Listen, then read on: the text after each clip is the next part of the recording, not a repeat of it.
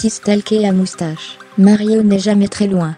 Même si 4 ans ont passé depuis le dernier épisode de pure plateforme sur la pas regrettée Wii U, le héros à salopette n'a cessé d'aller et venir, avec en moyenne, un jeu à son effigie par an.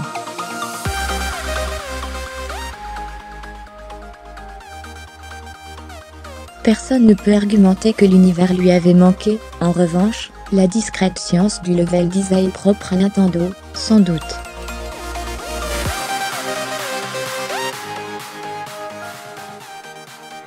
Super Mario Odyssey vient essayer de confirmer les bonnes vibes de 3D World sur une Switch qui n'attendait que ça.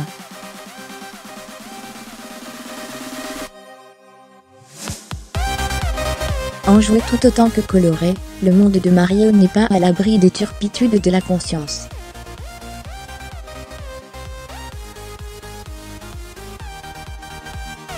Destiné, tout du moins en ce qui le concerne, à la princesse Peach, l'ex-plombier se trouve cette fois face à un bossé qui a décidé de se marier avec cette dernière.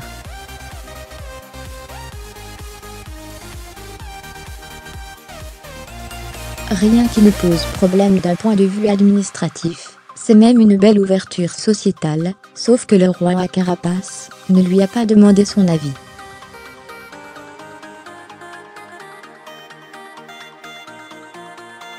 Un certain recul sur le droit et le romantisme qui pousse Mario à venir au secours de sa bien-aimée.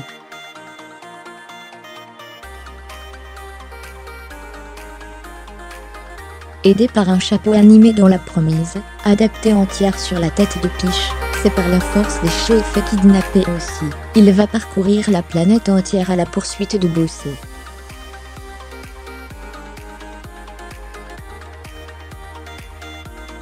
Une relecture non violente de Takan, qui suffit à légitimer l'enchaînement de territoires à explorer.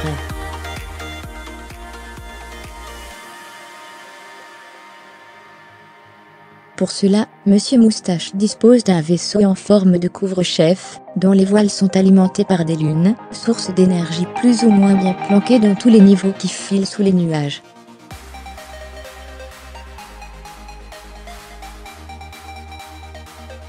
Le but est simple, récolter suffisamment de ces artefacts pour se rendre à la prochaine destination.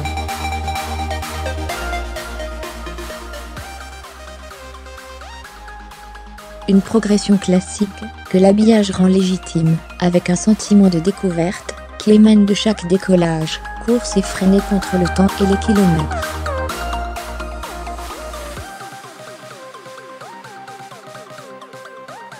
La mise en scène se concentre avec intelligence sur cette notion, et fait du moindre voyage entre deux endroits, un moment de fascination, dessiné avec naïveté sur le visage d'un Mario collé à la vitre de son engin, attendant avec impatience de découvrir la prochaine étape.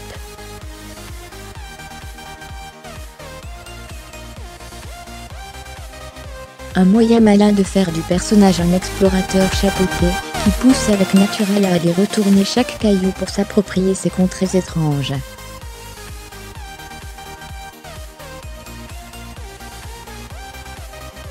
C'est ce qui fonctionne le mieux dans Super Mario Odyssey, ce sentiment de niveaux organiques, qui perdent pour beaucoup une thématique, monde de glace, d'eau, etc.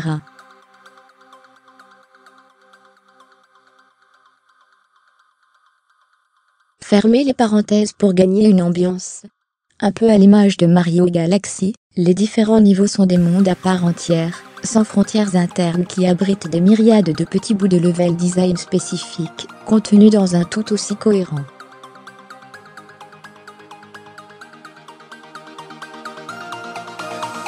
Chaque univers s'aborde à la fois sous l'angle de la zone de jeu à part entière, et sous celui d'un carré de nature bourré de vie.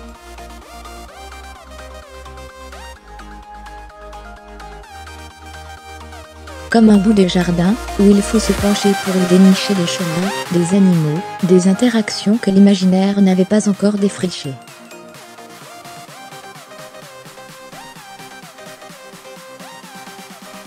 Un principe exécuté avec une belle réussite par Nintendo qui, ensuite de cette porte grande ouverte vers l'exploration, s'est donné en quelques secondes tous les indices nécessaires aux joueurs pour saisir à la volée une piste à emprunter.